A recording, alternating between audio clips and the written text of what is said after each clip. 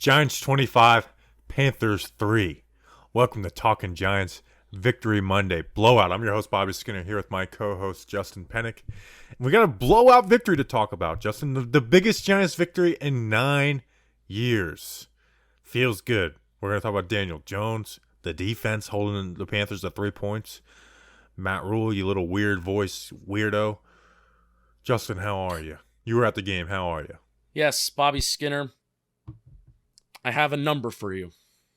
And it's not like the DJ one-hander.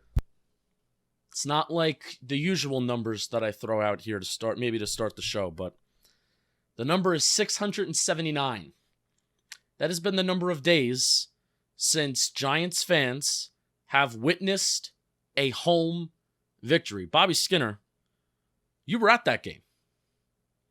And that was pretty much the first time that we met back in 2019. 679 that days. Was the last time? That was the last time that the Giants, that Giants fans have witnessed a home win in their stadium. And, obviously last year's circumstances, made that not happen for Giants fans, but 679 days since we have felt like this leaving a Giants home game with fans in the stands. So a really good day. We'll talk about how it was done, but we needed this. We deserve this.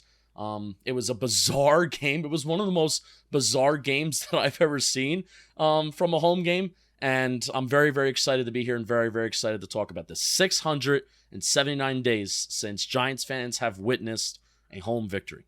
Yeah, this game doesn't change the season or anything, but this was a good win for people that needed a good win. We'll go through who it impacts and who did well. Daniel Jones, obviously the defense had a big game. But, somebody that we usually don't talk about too much on Monday pods, and if we are, it's critiquing because that's what you do. But, I want to give a shout-out to, Joe Judge. We felt horrible all last week about the Giants team, and that the Giants players as well. It was starting to weigh on them. I mean, they were 1-5, Justin. They got blown out last week. And then Joe Judge to the public says, hey, some guys weren't given the effort we want, and that's going to be addressed. And Jerome Henderson basically called out Logan Ryan and James Bradbury flat out in his presser. The DB's coach, they didn't hustle on a certain play. Called them out. You see, now guys are being put in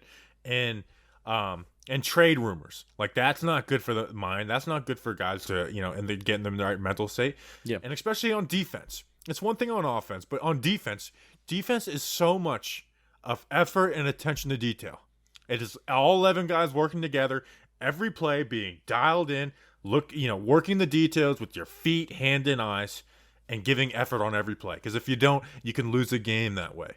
And then on the offensive side, you're missing your four best playmakers, and Kenny Golladay, Kadarius Toney, Saquon, and Sterling Shepard, and your left tackle, who's kind of like the glue of the offense. Plus your center, plus your left guard. And you have your biggest win in 9 years. This is the biggest margin of victory in 9 years for the New York Giants. So we have been very harsh on Joe Judge, and I think rightfully so this season. But you got to give credit where credit's due. Is this team was ripe to give up and to be lost, the locker room be lost by Joe Judge. We talked about it on the mailbag pod on Wednesday. We're like, it hasn't. There's been no signs that it's been lost, but we're like, it's going to though. It's going to. And so credit to Judge, Graham, and even get this entire coaching staff for getting these guys to buy in at 1-5 with all of these injuries when everything pointed to them kind of being done and giving up. Yeah, you mentioned the stat that was on the broadcast. The last win at home by 22-plus points was December 30th, 2012 versus the Eagles. Katie Sharp tweeted out, Giants outscored the Panthers 20-0 in the second half. That's their biggest second-half margin in any game since September 14th, 2008 versus the Rams. So, relatively, 2 pretty good years for the Giants. And I didn't realize the margin was a home, so never mind. Yeah, that's but anyway. But that matters because the Giants historically, I almost feel like they've been a better road team, not even just counting the Road Warriors narrative from, 2007, 2008. That was a real thing. But I always just feel like they've always been a better away team than home, or really home field advantage hasn't mattered for the Giants. And it was just nice to get that kind of win today at home. And you're absolutely right. And every single one of those players, offensively and defensively, had every single right to come out today and frankly look like the Carolina Panthers. Where Sam Darnold is making some bad throws and he's getting knocked around, and Daniel Jones still got knocked around a decent amount today. But the defense had every right to kind of come out and, look unenergetic and continue to miss assignments, and edge rushers still not getting home, right? But what they looked like today, I thought guys like McKinney, Logan Ryan, everybody. I mean, really, I'm not even just going to single out some people. Some guys did have some better games than others. But all of these players today, it felt like it was a loose, athletic, just instinct-filled game of making plays on the football, making tackles, getting after the quarterback, making plays in the run game, filling your gap, fulfilling your responsibility, not doing too much. I felt like every single player, especially on that defensive side of the ball, they were really, really playing well, and that really does go to coaching. For a week ago, this team looking lost, and we're looking at this team thinking, oh, this could get bad. Like, this could be one of those, 2017-like games where you can lose the season, you can lose the locker room from there, like you were saying, but it wasn't. So really credit to the coaching staff and credit to these players for going out there and playing loose, athletic, and all that kind of stuff. Yeah, and again, this isn't, the Cowboys are going to win this division. Anything's possible. The Giants aren't going to make the playoffs this year, most likely. It sucks to be saying that, 7 games in. But they're, as much as fans may want to tank or give up, like, these players are playing for their jobs, for contracts. And so the guys that need to show out, showed out, and I think that starts with Daniel Jones. Daniel Jones has been a good quarterback this year. He has been a good QB. Last week versus the Rams was bad. But other than that, he's been a good quarterback. When he has a game like this, completes 70% of his passes. He had a couple of drops too. Not only 203 yards, but against a top 5 defense in the Panthers, 1 touchdown. To come out and play good without his left tackle, without, again, his 4 best playmakers, and it not to be like the signature game of the year for him, where it's like the Saints, he was much better. Washington, he was much better. So it's like, in 7 games, this was his 3rd best game of this season. It's like he's consistently playing well, and this wasn't a game where they relied on deep shots. It was a lot of dinking and dunking. They couldn't. No, because they couldn't protect up front. We were critical. I'm sorry to cut you off, but we were critical last year of not throwing the ball deep down the field, and the excuse was, oh, but Daniel Jones doesn't have the time, and we were like, well, that's not always the excuse. This game, it was the excuse. He legitimately, his time to throw was 2.62 seconds, and that was top 7 quickest times to get rid of the ball this week in the National Football League, and he needed to get rid of that ball quick. So this is not a week where you're going to hear me complain about a lack of explosive plays and not throwing the ball down the field. Daniel Jones, without Andrew Thomas and with with Matt Parrott going out for a series, he just could not do it. If Andrew Thomas is playing and you have all the same wide receivers, I'm like, we need to be attacking downfield. And I'm sure I'll watch the film and have critiques of it, but it's like, man, the tackle play, well, I'll say Parrott seemed like he played all right, but at the same time, I will give Garrett credit for this. I don't think this was some great game plan by Garrett, but we were worried it was going to kind of, go back into old Garrett, and it still was. I mean, there was it was like slants, stick, a lot of curls. Throughout the first, I wasn't really fully locked into how the offense was fully executing in the second half, even though that's where they scored the majority of their points. But in the first half, the only thing that was working, and you pointed this out too, and I was noticing it from the stands too, the only thing that was working was sticks and like the OBJ slants of, those cornerbacks they're playing with a lot of cushion off the line of scrimmage. So guys like Slayton, guys like Pettis created, I believe, the biggest and most explosive play of the day off of that slant, the 27-28 yarder off that just slant and go. So they were moving DJ out of the pocket. They were getting him outside the pocket. And they're like, hey, we're not going to keep him inside the pocket. It's just not going to work. Which the only critique that I have of DJ in terms of moving outside the pocket, there was a few times that it worked, but I thought that there were some plays where, they have a tight end that's running in the flats, right? When you move DJ out of the pocket, whether he's going to his right or to his left, they mostly did it when he was going to his right. But you have a tight end running in the flat, and then you have a wide receiver that's running in that secondary level behind that tight end. I thought there were a few opportunities. I'm looking forward to your film review to see if you can kind of look at this, especially on the Kyle Rudolph touchdown that was not a touchdown. I thought that there was somebody open in the flats behind him. But at the same time, I'm not going to fault DJ that much today because he did what he had to do to make zero mistakes, not turn over the ball, not make harsh decisions with the ball and putting the ball in harm's way. He did everything. He managed the game very well today, and with an offense that is basically kind of like a practice squad offense, I'm never going to complain about that. So, yeah, and the offense tried to hold them back. There was plenty of drives where they started moving the ball, and they just got killed by the dumbest penalties, or they would run the ball and lose 2 yards. I mean, illegal procedure. Dante Pettis. I think there was a play where Dante Pettis was on the line of scrimmage when he was supposed to step off, and there were 2 illegal men downfield penalties with Parrott and Solder. Yeah, the Parrott one was like, the Solder one wasn't Solder's fault. It was RPO. Yeah. Kyle Rudolph actually blocked his defender into the throwing lane, so DJ had to hold on, and threw it away. They got intention, so they called that one wasn't Nate Solder's fault. But the Matt Parrott one, which I'm not going to be critical of Matt Parrott this game. He played well, but that was like, you're just floating down the field, dude. What are you doing right now? It's like there's no excuse for this. This isn't like you're trying to show a real run fake or there's a chance of being handed off. But yeah, I mean, no turnovers after a game where Daniel Jones had 4 last week. He went 10, 11 weeks. I can't remember now. Since the Tampa Bay game last year where there was no interception that was his fault. He had 2, the Hail Mary, and then the Ingram drop versus Dallas has the 2 last week. The third one was the Shep one wasn't his fault, and have no turnovers and be able to will the team down the field for a touchdown. And they should have had 30 points if Kyle Rudolph can stick the ball over the pylon, or they could pound it in from 2nd and goal at the half-yard line. Like, then you get your first 30-point game under Jason Garrett versus a really good defense without Andrew Thomas and with no weapons. So this was one of the better Giants offensive performances with everything stacked against them, with who their opponent was, and with nobody on offense. I kind of disagree with that. The Panthers punter stinks. He might have been the worst punter I've ever seen outside of Matt Dodge. I think he's worse than Matt Dodge. At least Matt Dodge will give you a 75-yard punt every once in a while. So the Giants offense, I should do this calculation even before we wait for Football Outsiders to give it to me. The Giants' average starting field position yesterday was insane.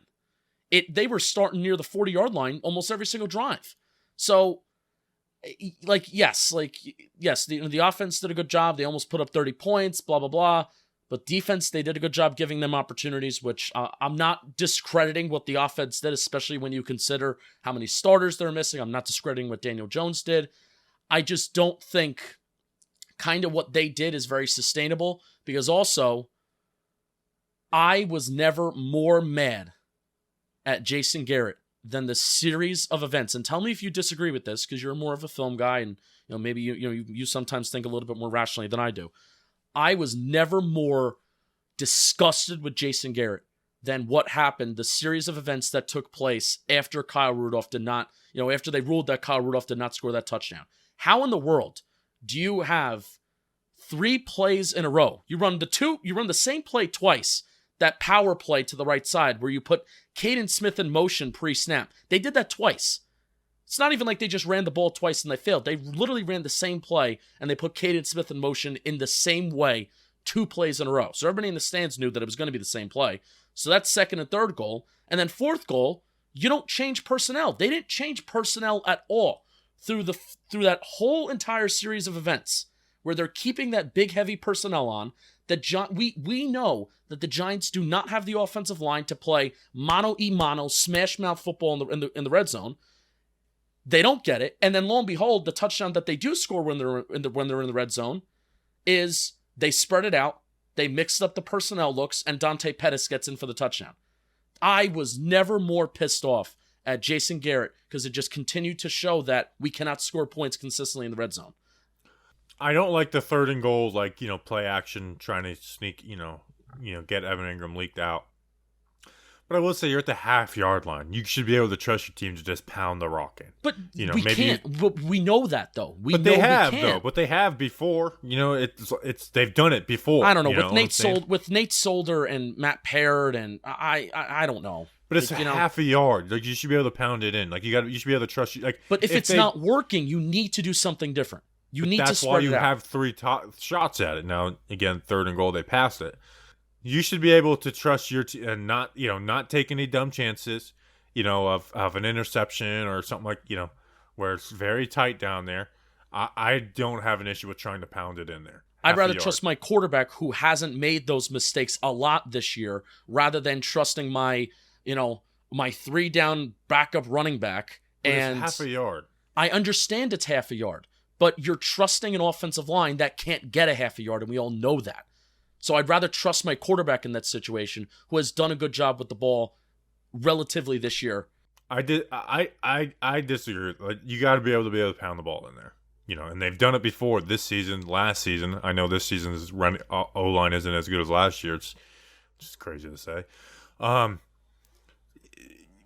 I can't be mad at Jason Garrett for if they do spread it out and on 2nd and 3rd down they're not able to complete it, or they lose 2 yards or get a sack or something, then we're yelling at Jason Garrett for not just pounding, lining up and trying to pound it in. Well, again, I mean, that's just their fault that they just can't execute either. So, I mean, but I couldn't stand that. I could not blame Dave Gettleman, stand that. Yeah, not Jason Garrett. Really. You should be able to trust your guys to get in. But it does suck that this offense just has no running game. I mean, it is 7 weeks, and we have not been able to put together a consistent run game all season long. Was Daniel Jones the leading rusher from today? No, Booker was. Booker had the 19-yard. Booker had, the last 2 drives of the game, Booker had some decent runs. Yeah, he had 51 yards. But Daniel Jones is still the leading rusher on the year, though. Oh, yeah, on the year. Yeah, definitely. Yeah. They can't put together a run game. And that's with a QB who has, athletic ability, and they just cannot put together a run game. It's embarrassing how bad here's what we haven't talked about yet. The run game is. Which I can't believe we haven't touched on this yet. We have to talk about that catch. Yeah, that was insane. And just the way Daniel Jones catches the ball like that and just has zero reaction to it. Like, that is who Daniel Jones is, just a cold-blooded, stone cold killer. Like, catches that ball, gets hit, one-handed catch, and just shows zero reaction. Zero reaction. Just like, all right, get back into the huddle, and let's call the play. Just zero reaction. He's a madman. I love him. I almost wanted to just say I don't know how anybody could not like him. I'm going to say that. I don't know how anybody could not like him. I know how. You could have not liked him during the draft, and that's really what Daniel Jones has shown up this year. Again, is it guaranteed he's a franchise QB right now? No. Has he fully proven it? No. But through 7 games, he's shown it this year. Yeah. He's shown it this year. Whether everything was good around him or bad around him. Again, the Rams game was bad, but QBs have bad games. And we talked about it last week. Like, don't stack this up. Our expectation for this game is like, hey, just play all right. Play all right in this game. He played good. He didn't play great. He played good in this game. And he's shown that he's real. He's showing that he's real deal. His pocket manipulation was something after his rookie season on this podcast. Concern. When we talked about, Daniel Jones' issues, I said I don't really care about the fumbles that much. And the interceptions have always been somewhat of an issue. But if you really look at it, if you just erase the fumbles, his interceptions would never be talked about that much because it was just the fumbles that bumped up the turnover margin. And I was like, don't talk about the fumbles. Let's talk about pocket manipulation, which in turn helps with the fumbles as well. It's like that is something he struggled with, and he wasn't great at it to start last season. Got better at it towards the end of the year. This year he looks really good working the pocket. Like, he looks like a good QB working the pocket. And I remember talking boys in the offseason were like, you can't get better at that. It's just a feel thing. You don't get better at it. And hell, we even talked with Mickey Bruckner, his trainer, and said that was something that they were specifically working on. Was like his movement inside the pocket. Yep. Like, he has gotten so much better at that. And that's why you can have a game where Matt Parrott starting at left tackle and you're not yelling at Matt Parrott besides a screenplay. Which, by the way, people will get in like, it's a screenplay. But anyway, like, his pocket manipulation has made him a much better quarterback, Yeah. And in a game where they don't complete any really deep passes, like his pocket manipulation showed up. And versus, Hassan Reddick, who sacked him 5 times last year, versus Brian Burns, who's been getting, Brian Burns got a sack today. Nate Solder still stinks. Dan Schneider, he had a tweet that cracked me up because it was so brutally honest. He's like, he should just retire. Like, he should. He is a liability out there. Like, we joked about Corey Cunningham, but I think Corey Cunningham Actually, might be able to be a better option than him. You know what? Nate Solder shouldn't retire. Because as long as the Giants are giving him a paycheck at the end of every single game, that's not his fault. The Giants just should bench him. Like, I don't understand. Like, Dan Schneider brought up a good point. I don't understand how Nate Solder can look at the film every week and be like okay with how he's playing. I don't understand how the Giants coaches can look at what he's doing every single week and not think that anybody else who can somewhat play the tackle position can take his spot. But about Daniel Jones's pocket manipulation, I think there's a reason why people say, and I think some analytical minds like to say that quarterbacks largely control like their sack rate, their pressure rates, and things of that nature. Now, there are exceptions where there was a 50-yard touchdown that was almost happened on Sunday where it was 1.5 seconds. There was just a free runner that came in and absolutely demolished Daniel Jones, and Darius Slayton was wide open for it was a 4-man rush. It was going 4-man rush. It was going to be a 50-yard touchdown, and Jones was just demolished. So that's an example where quarterbacks are not controlling their pressure rate and their sack rate and their QB hit rate, right? But you're seeing the difference in Daniel Jones this year. Even if it's with Andrew Thomas, without Andrew Thomas, you're seeing the difference in how he's able to manipulate the pocket this year, where he's just overall, he's taken a lot less sacks. Daniel Jones is still, before this game, he was the 7th least pressured quarterback in the National Football League, and that is a shocking stat, and that's according to Pro Football Reference. I like their pressure calculations better than Pro Football Focus. We talk about that all the time.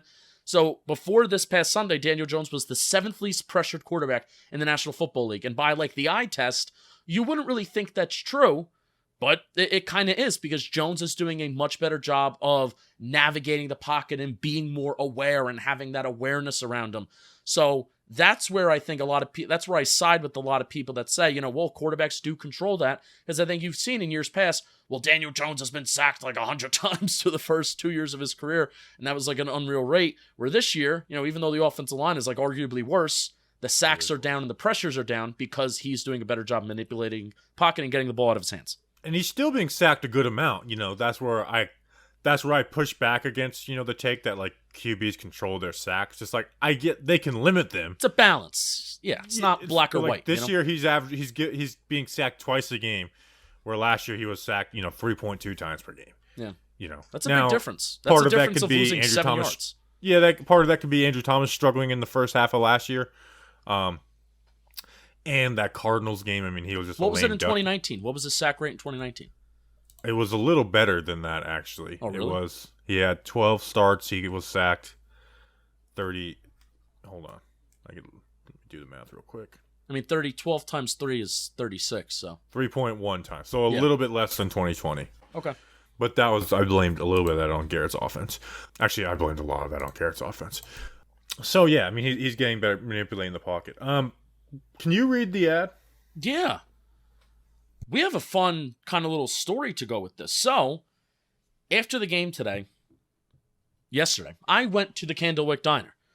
And one of the things that we've been telling you in these Candlewick Diner ad reads is the next time you're at MetLife, or the next time you're near East Rutherford just in general, do what the Giants do and head over to the Candlewick Diner, East Rutherford, New Jersey, 5 minutes away from MetLife Stadium. Literally, it was like a service road, like 120 service road, and then like Route 17, and then boom, we pulled right up to the Candlewick Diner, right from leaving like parking lot L.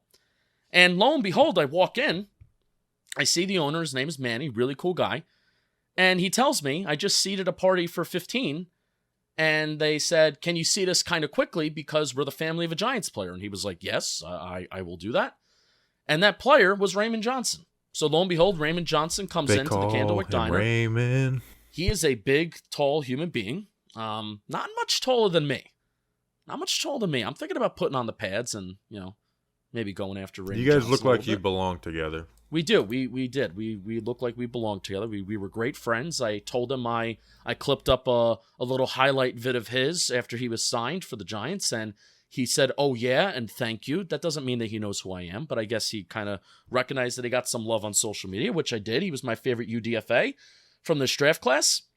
So there's a reason why When we say go to the Candlewick Diner and there's a chance that you can meet the Giants, you can see the Giants. Jabril Peppers also goes there. Quincy Roche was there. Rodarius Williams was there a couple weeks ago. A lot of the rookies like to go, and Jabril Peppers obviously lives near the area, so he goes there quite often. There's a reason why we say it, because I actually ran into him, and I had a really good time. Took my friend's Candlewick Diner. It was great. So I want to talk to you about the best place to go next time you're at a game, and that's Candlewick Diner. Mile up the road from MetLife Stadium. Perfect spot. Pre-game breakfast or a post-game dinner/drink. You go, you celebrate a victory, or you go and you have a drink. You get something strong after a loss. Full-service bar, in-house bakery, free delivery, extensive menu from breakfast, burgers, steaks to pasta.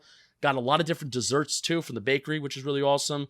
Diners frequently attended by numerous Giants players, celebrating their 52nd year in East Rutherford this October 26th. So, I want you to go to their Instagram page at Candlewick Diner. They have some great specials. Go to candlewickdiner.com. That's Candlewick, Candle common spelling, WYCK diner.com. Look at their menu. Next time you're at MetLife, head over there. Thanks to Raymond Johnson for being cool. He was a really cool guy. Thanks to the Candlewick Diner for making that kind of happen. We grabbed a picture together, and it was kind of awesome. Candlewick Diner. Speaking of Giants players, did you see Elijah Penny on Friday being like, stop greeting people as king? And then you called him king? Yeah, and everyone started calling him king. And then I tweeted at him today before the game. I was like, play big, king. And he just quote tweeted, said, LMAO, y'all funny. So go show Elijah Penny the king some love. Some king love. Yeah, I'm glad he's laughing at it because it was funny. So you can't tell the internet to not do something, Elijah Penny, because that's gonna make the internet do it. But he realized that. He seems like a cool dude. All right. Anything else on the offense? I mean, offensive line, Solder's really bad. Parrott looked all right, but again, they did a bunch of sprint outs and getting them outside the pocket. So it's one of those things where end game it looks good, and then you go back and watch it, it might not be great. That catch was insane. The stadium. It was one of those moments where everybody was just freaking out, and we haven't had one of those moments in a very, very long time. Where it was like, did you just see that play? Did you just see what I saw? So that was a really, really cool moment. And Daniel Jones again, just being goofy, and he didn't do some crazy celebration after. He didn't freaking dance. He was just goofy, and I hated it, but I also loved the post-game quote from Dante Pettis saying that, why'd you stop? You should have kept running. Like that could have. He's like, I thought that was going to be a touchdown. It actually was smart. If he would have stopped, he would have if he would have kept going, it would have been like if he was uncovered, it would have been a easy catch. But he probably would have got lit up, and like the play wouldn't have worked. Like, because I was at the same like, why are you stopping? Run through it. But if he kept running through it, he would have gotten hit. Like he would have gotten lit up, and he wouldn't have made the catch. So. But yeah, Dante Pettis is a kind of funny dude too. Yeah. It's like, I thought I threw him a dime, and Joe Judge was being like, yeah, if he comes from a baseball family, if he didn't make that throw, they wouldn't have let him come home. Defense. Now we talk about defense second on this pod, but we should be talking about them. I mean, they won the game. They held them to 3 points. We could have scored 5 points this game, which it was 5-3 for a very long time. I wanted it to stay that way. By the way, I was really rooting for that. It would have been nuts if we won 5-3. Held them to 200 yards total. Like this defense, and I don't care. Don't talk to me about the Panthers being a bad offense. You know what? Like this defense needed this game. Like, I don't care if it was a bad offense. They have good players. Like they got good. They got a good receiving core. Sam Darnold was everyone's darling in the beginning of the season. Now he hasn't played well lately. You hold them to 200 yards total. They wanted to run the ball coming into this game. The Giants' run defense hasn't been good. You hold their running backs to 15 carries for 46 yards. How's that for running the ball, Matt Rule? And then something else we talked about in this game is they are a DJ Moore offense. It is DJ Moore and everybody else. DJ Moore averaging 85 yards per game, and then the next best receiver, Robbie Anderson, averaging 31 yards per game. Well, before the final drive, which was total garbage time, DJ Moore had 4 catches for 37 yards. 4 catches for 37 yards. And it's not like they were spreading the rock around. Their second best receiver, Chuba Hubbard had 20-something receiving yards. Their second best receiver was Keith Kirkwood for 3 catches and 16 yards. And you want to talk about their Jabril Peppers in coverage, who nice sack today. Their starting tight end had 0 catches in Ian Thomas. 0 catches for their starting tight end today. Tommy Trumbull had a catch. 2 catches for 12 yards, I think, too. Yeah, baby. So there's a lot of love to spread around on this defense, but, like, good job all around, and I think the secondary is what made it go with the pass rush, kind of, sort of. We'll talk about it. Really, and I kind of said it to start off the show, I thought from top to bottom, everybody played loose. Everybody played fast, and it was instinctual. And really, it was obviously when you allow 3 points, this is a no shit Sherlock statement, but it was the defense that we signed up for this year, where Peppers, can we talk about Peppers first, about how he was used, and then we'll talk about maybe some other guys? Do it. I kind of liked the way that Peppers was used today, where it was a combo of him being used as a slot corner. Darnay Holmes was also out there for a decent amount of plays too, and he was a slot corner. But then Peppers was always, what we've been kind of asking for, Peppers was always in the box. Always. So either as a slot corner, and he was kind of poking in the box with his hips kind of towards where the ball is, or he was covering a tight end, or he was covering somebody out in the flat. And I thought, like, that is where Peppers kind of should be. In the intermediate part of the field, covering a guy in the flat, covering a tight end, not like these speedy slot wide receivers. And when you line him up in the box, whether it's over a tight end or maybe a guy that's maybe not going to go out for a route, that allows Peppers to, therefore, if he sees that this guy isn't going to be a threat on a given play, come up and make a play in the run game. Comes up and it allows him to blitz and have almost a sack, at which he had he had a QB hit today that was really, really impressive. Gets knocked down, gets like pancaked, gets right back up, almost gets a sack on Darnold. I thought that was awesome. Flipped and just tracks him down. Like that's a Jabril Peppers type play. Like, that's something we like. I said it. I was like, I think he's our best pass rusher, like, outside, of the edge group. He's not a better pass rusher than Leonard Williams, but it's like, let him blitz. Let him be a guy who gets, 2.5, 3 sacks a year and a handful, and a bunch of tackles for a loss. Like, why not? And they just weren't using him like that. So good on them for, letting him go in there and be a playmaker. Pep is a playmaker. Let him be a playmaker. He got banged up in the game. I don't know. He broke down the huddle in the locker room, so maybe it's not too serious, but hopefully he's all right. But the pass rush, and this is what we'll say, is they have a bad offensive line, but the Giants have not been able to take advantage of bad offensive lines. No. Like, they've played bad offensive lines this year, and a lot of teams have bad offensive lines. So that's where you see the best pass rushers in the game. They have their, this is our stat game. Like, they understand, this is our stat game versus a bad offensive line. Whereas, against a good O-line, you might get some all right sacks, but it's you got to win with pressure. This was a game against a bad offensive line where the pass rush took advantage, whether it was Leonard Williams, Azeez Ojulari, even Austin Johnson, Quincy Roche a little bit.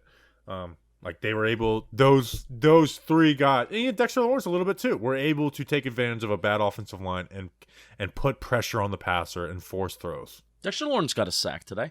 The Giants heading into today, I believe they were last in the National Football League in QB hits, and they definitely have one, but maybe even 2 games where they had 0 QB hits. 0.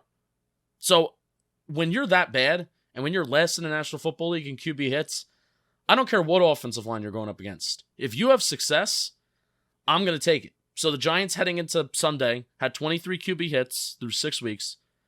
Just on Sunday, they had 10. So that's about almost half. That's almost half of the QB hits that they've had through 6 games they had in one game. Plus all the sacks.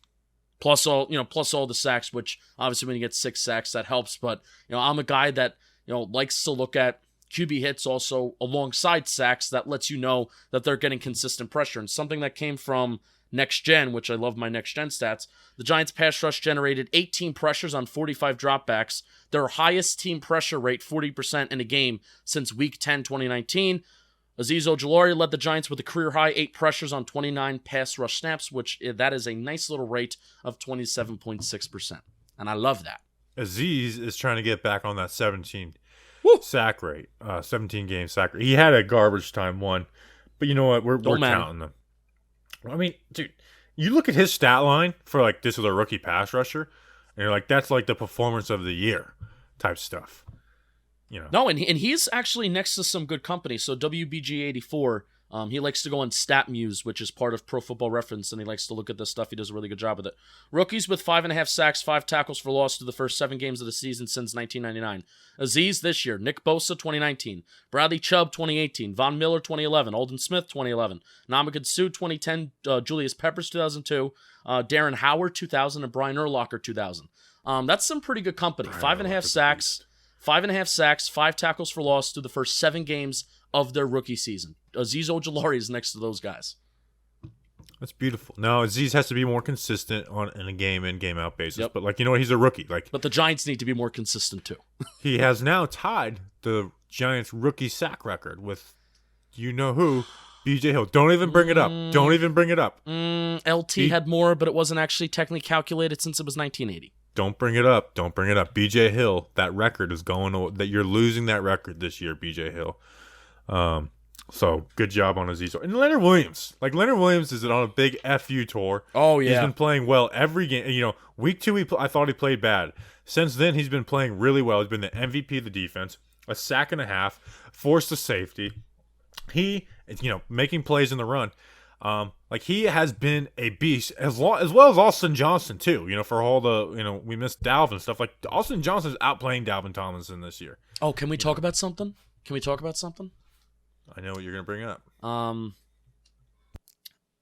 You had a really good tweet today. And something that we've talked about, I talked about on the stats report. And if you love to listen to our mailbag episodes on Wednesday, which I recommend. I know a lot of people like to listen to the reaction stuff, but Wednesdays are our best analysis that you're going to get out of the entire week. I love our mailbag episodes. And one of the things that we talked about was that Danny Shelton, when he was on the football field, Giants allowed 6 yards per carry when Danny Shelton was on the football field. And he was supposed to be the big run stuffer this offseason. When he's not on the football field, the Giants allowed 3.7 yards per carry. Danny Shelton was missing from this game. He was out with a pectoral injury. He's going to be out for a little bit. And notice how well the Giants defense played today. Notice how well they played from top to bottom.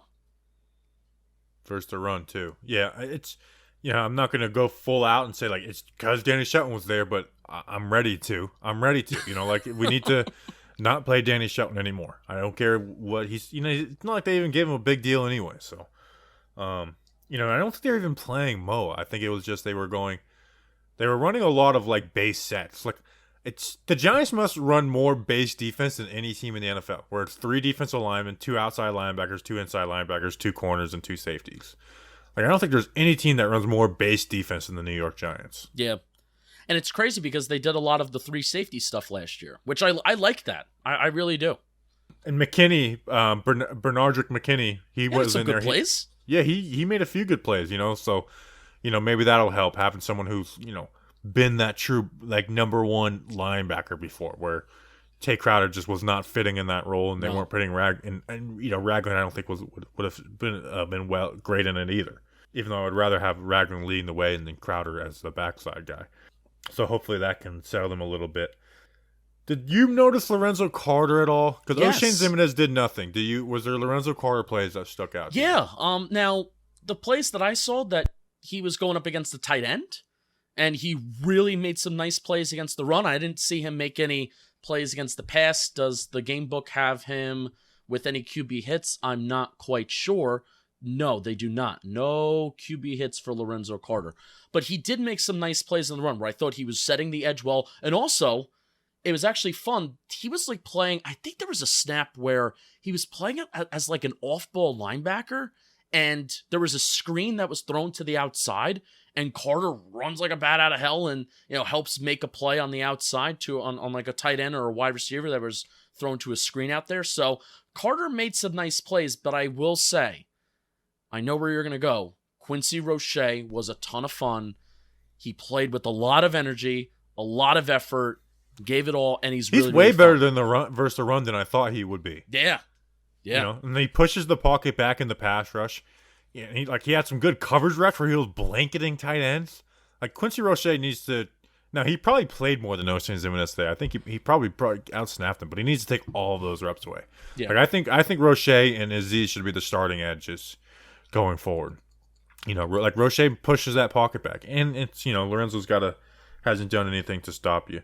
But we have another DB in Jabril Peppers who has more sacks than Lorenzo Carter. Should I do that to them after a win? Like pull up how many QB hits and sacks a DB has over those two guys? I mean, no, it's not, and it may not even be. It is a slight towards them, but it's also like definitely a slight towards them. But it's also used Jabril Peppers in this way, which they haven't done.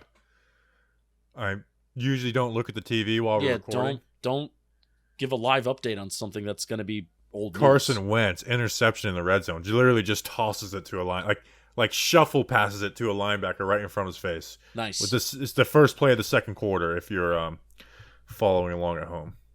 Yeah, if just in case that's the only one that he doesn't throw tonight. Oh my gosh, Carson Wentz, you idiot! All right, and they traded a first-round pick for that guy. Idiots. Other things on defense. Oh, actually, you know what? I wanted to hit on.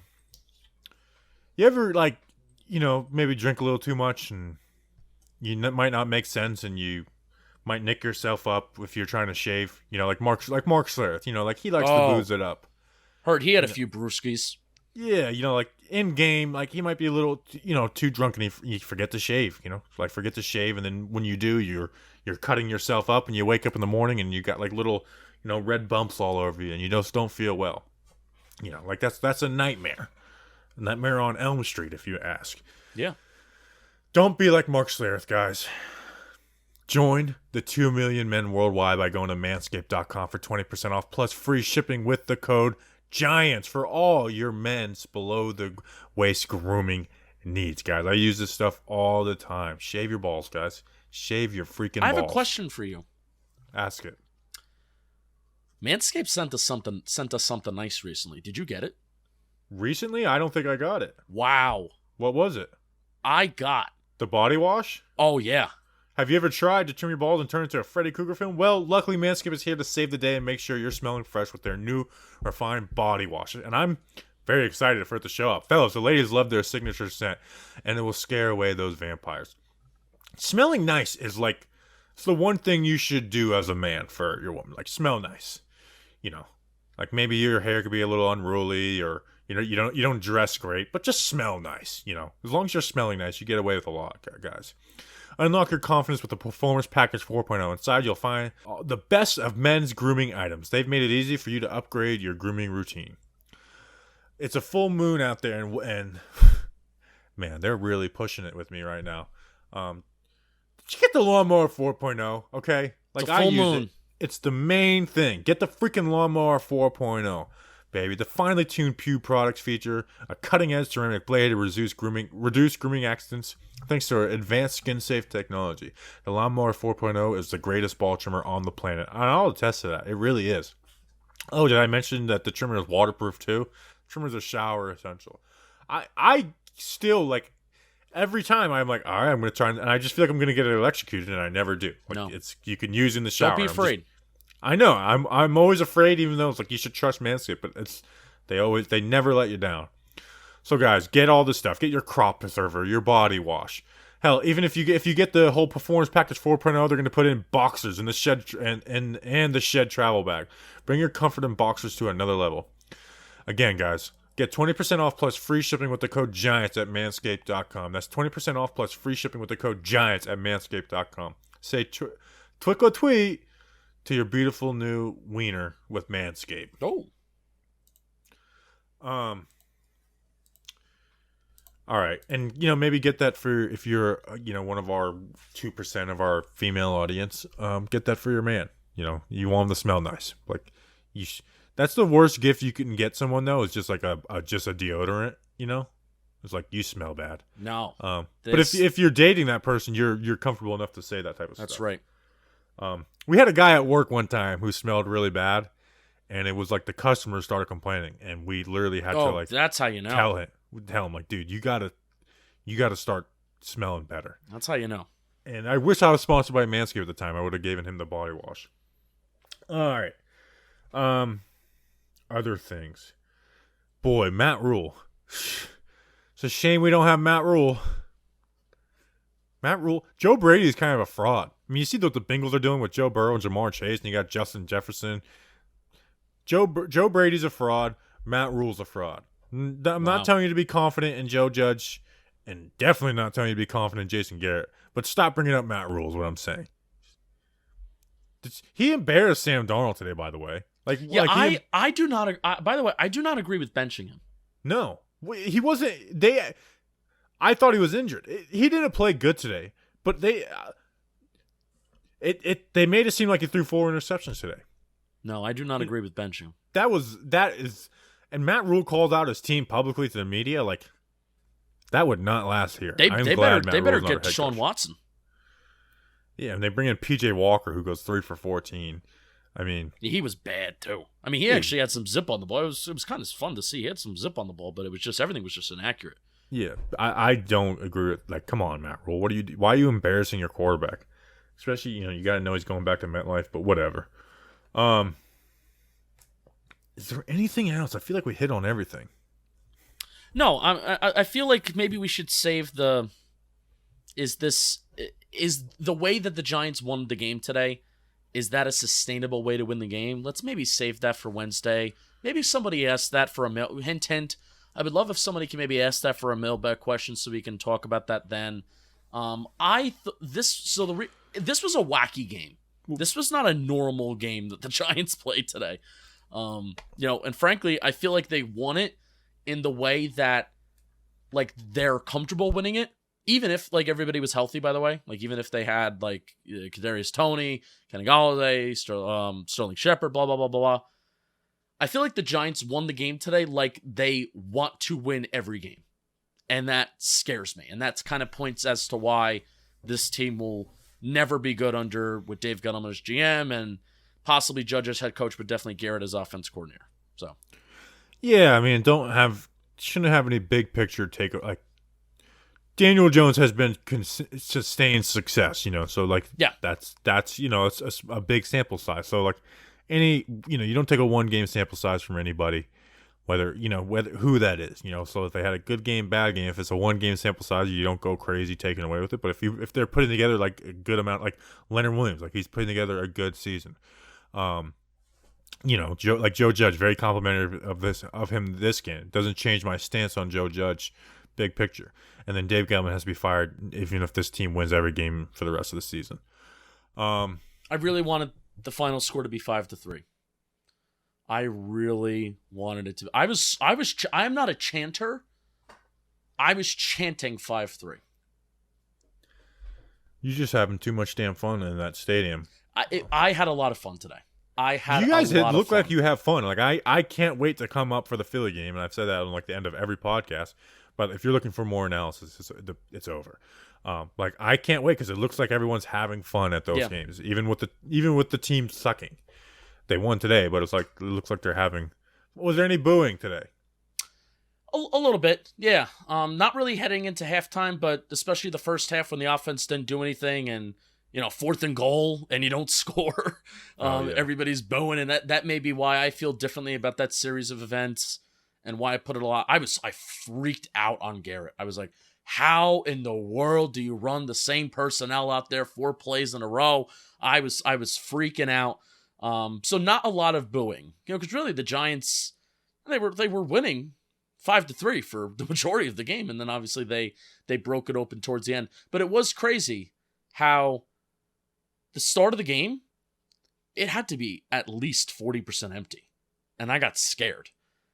And then it kind of filled in, and then it was like a classic Giants are losing late in the game, stadium empty kind of vibe, except the Giants were winning and the stadium was empty kind of vibe, and I enjoyed that.